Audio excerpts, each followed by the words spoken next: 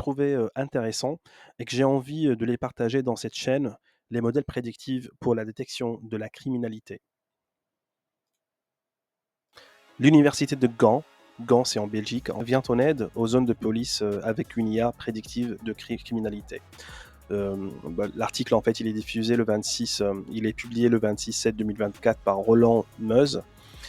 Après l'été, 19 zones de police flamandes travailleront avec Big Data Pol, un système d'intelligence artificielle mis en œuvre par des informaticiens de l'université de Gand en vue de découvrir rapidement des tendances dans les chiffres de la criminalité. Cela devrait aboutir à des prévisions sur mesure afin que des méfaits puissent même être évités.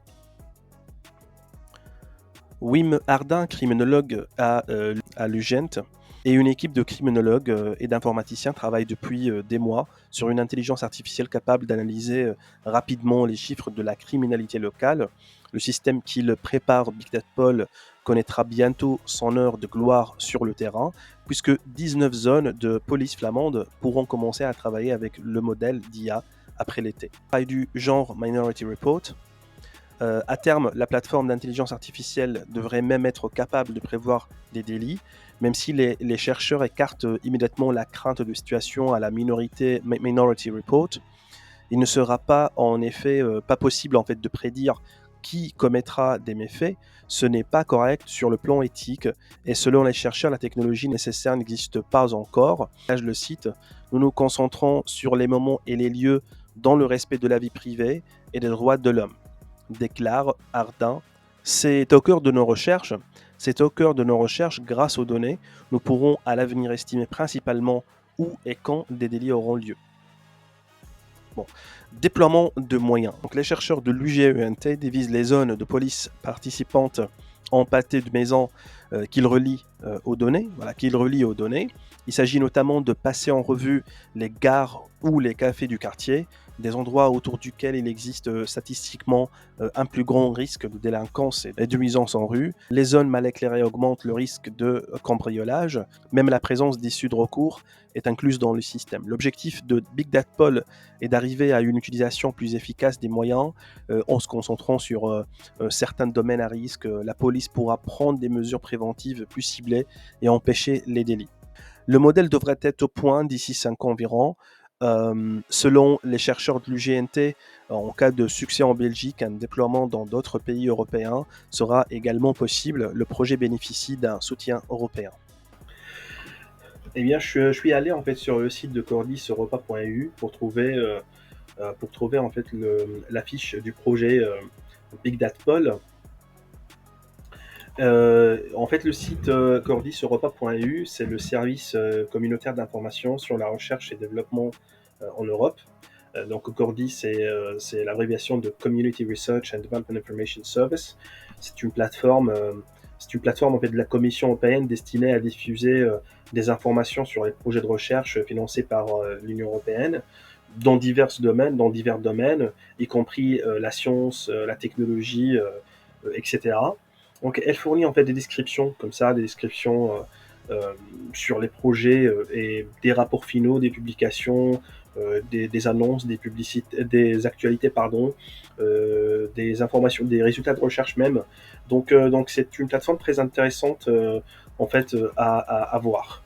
Donc là en fait on trouve bien l'affiche du projet financé à un coût total de 1 972 000 et quelques euros, destiné à l'université de Gand, d'accord, en Belgique. Date début, c'est 1er septembre 2023 et date de fin 31 août 2028. Donc là, en fait, les mégadonnées, je lis en fait la description du projet. Donc les mégadonnées au service de la prévention de la criminalité. Le projet Big Data Pol, financé par le CER, apparaît comme un phare pour l'avenir de la prévention de la criminalité en Europe.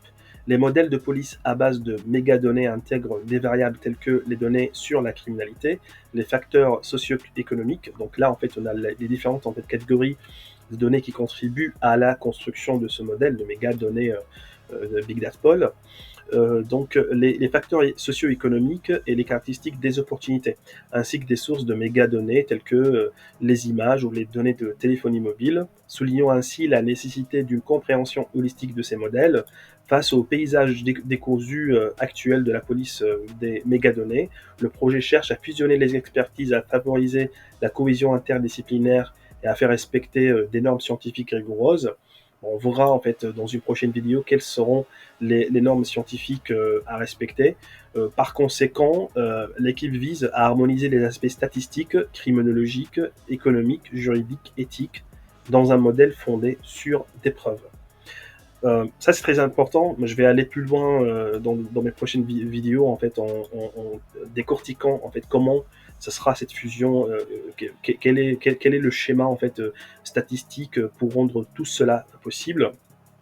Bon, on verra ça après, contribuant ainsi à un avenir plus sûr et plus équitable pour nos communautés. Cette approche s'appuie sur les données historiques pour prédire et anticiper les points chauds de la criminalité, optimiser les ressources policières et en fin de compte, réduire les taux de criminalité. Ce qu'on va voir en ce moment, c'est un autre article sur le même sujet. Donc sur trustmyscience.com, nous avons en fait l'article de Laurie Henry publié en 2022, en juillet 2022, donc il y a 2 ans à peu près. Un algorithme prédit les crimes une semaine à l'avance avec 90% de précision. Moi en fait je suis pas tout à fait d'accord avec le terme un algorithme qui prédit. En fait l'algorithme ne prédit rien, d'accord ? Moi je dirais plutôt un modèle prédit le crime une semaine à l'avance avec 90% de précision. D'accord ? Parce qu'en fait, il y a toujours une ambiguïté en fait, entre algorithme et modèle, mais plutôt on ne dit pas un algorithme, mais plutôt un modèle. Bon, on lit ensemble, donc les avancées technologiques en termes d'algorithmes et d'intelligence artificielle continuent de repousser les limites, quitte à nous mettre devant des dilemmes moraux. Supposons qu'un modèle statistique, donc là en fait, il utilise le bon mot, donc il emploie en fait le bon mot. Donc supposons qu'un modèle statistique prédit qu'un crime est hautement susceptible de se produire dans un pâté de maison au cours des 3 prochains jours. Que faire de ces informations ? Faut-il agir ? Si oui, comment ? Et surtout, qui devrait le faire ? La modélisation prédictive, donc ça c'est une ancienne appellation en fait, de ce process. Donc la modélisation prédictive de la criminalité peut produire de puissants outils statistiques, mais les chercheurs doivent tenir compte des considérations importantes pour éviter qu'ils ne deviennent contre-productifs et dangereux. Un nouvel algorithme développé par des chercheurs américains utilise des données accessibles publiquement pour prédire avec précision la criminalité dans 8 villes américaines, tout en révélant une réponse policière accrue dans les quartiers riches au détriment des zones moins favorisées. Très bien, c'est une belle intrigue. Donc là en fait on est en 2022, hein. Cet article en fait il est diffusé en 2022. Donc les progrès de l'apprentissage automatique et de l'intelligence artificielle ont suscité l'intérêt des gouvernements. Donc là en fait l'apprentissage automatique c'est une filière ou une discipline en fait de l'intelligence artificielle. D'accord ? Donc il faut savoir que l'intelligence artificielle c'est une science en fait dans l'informatique qui englobe plusieurs sous-domaines. Et parmi ces sous-domaines-là, c'est l'apprentissage automatique. L'apprentissage automatique, tout simplement, c'est se baser sur des données qui sont des faits réels et générer un modèle qui représente cette quantité de données. Donc, ici, en fait, il y a des progrès, effectivement, dans le domaine de l'apprentissage automatique, ce qui suscite en fait l'intérêt des gouvernements qui souhaitent utiliser des outils de police prédictive pour dissuader le crime. Les premiers efforts de prédiction de la criminalité ont cependant été controversés, car ils ne tiennent pas compte des biais systémiques dans l'application de la loi, de sa relation complexe avec le crime et la société. La nouvelle recherche de l'Université de Chicago, menée par Rotaru et ses collègues, semble inspirée du film Minority Report, dans lequel, en l'an 2054, la société du futur a éradiqué les crimes en se dotant d'un système de prévention, de détection et de répression le plus sophistiqué du monde. Dissimulés de tout, 3 extra-lucides transmettent les images des crimes à venir aux policiers de l'après-crime. Ici, il s'agit d'un algorithme programmé certes par des humains, mais dont la précision serait de 90%, et les travaux de l'équipe sont publiés en fait dans la revue Nature Human Behavior. D'accord. Donc, ce travail, en fait, c'est un travail scientifique à la base, qui a été publié en fait sur un journal scientifique, le comportement de la nature humaine. Et en fait, bon, on verra. Je vais peut-être rechercher ça sur internet en fait pour voir comment cette étude elle a été faite, sur quel type de données, c'était quoi le cycle de préparation de ces données-là, et sur quels sont les algorithmes qui sont en fait utilisés pour générer ce type de modèle.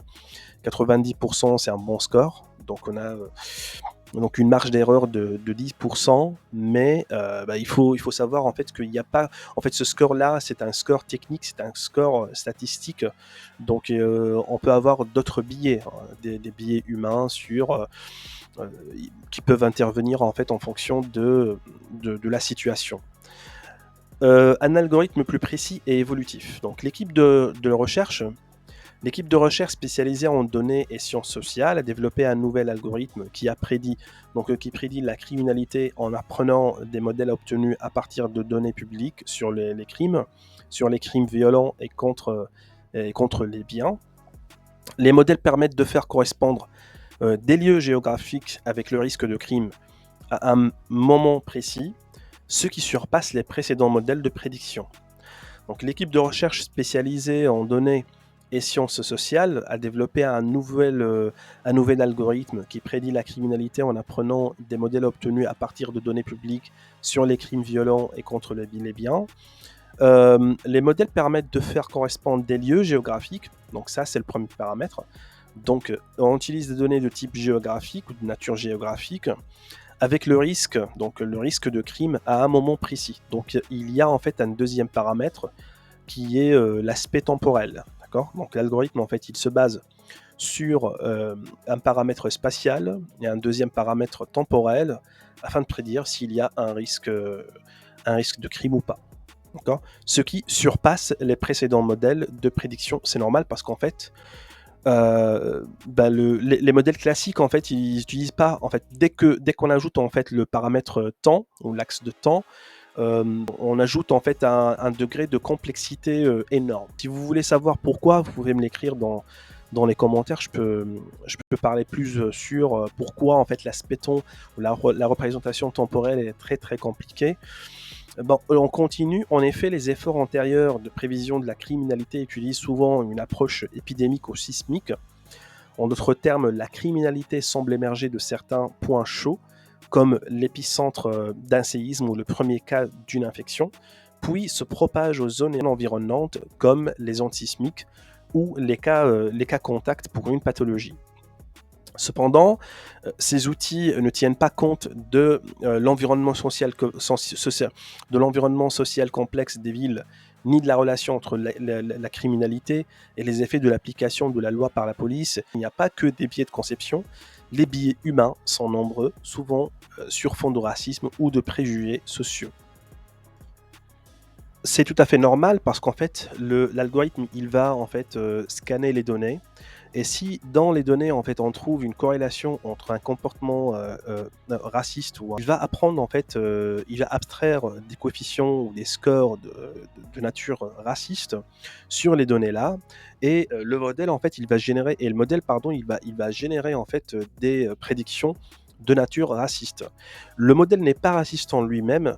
Tout, en fait, dépend des données, de la qualité de données, de comment les données sont préparées, pour fournir en fait un modèle de qualité. Les humains sont nombreux, souvent sur fond de racisme.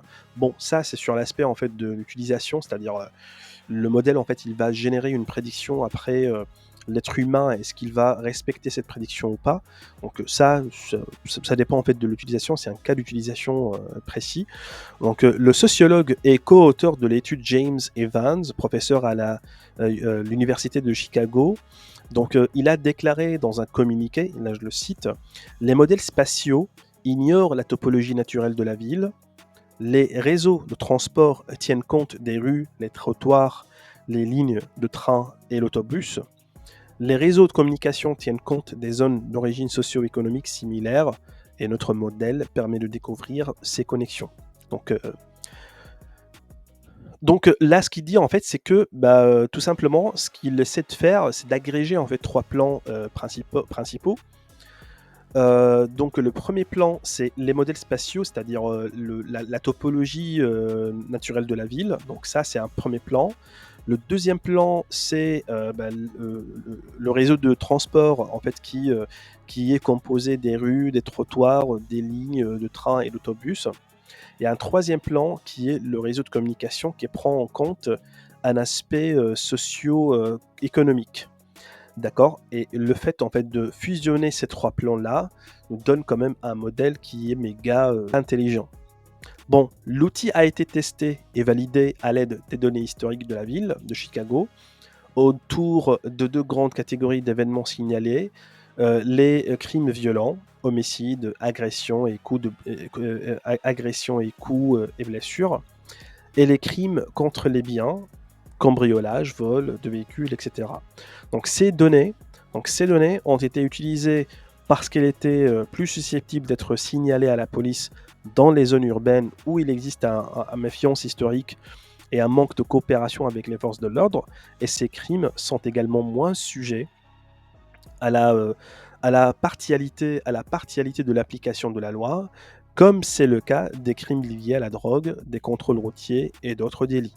Donc je vais m'arrêter là pour que la vidéo ne soit pas très très longue. Abonnez-vous à la chaîne et je vous dis à la prochaine vidéo.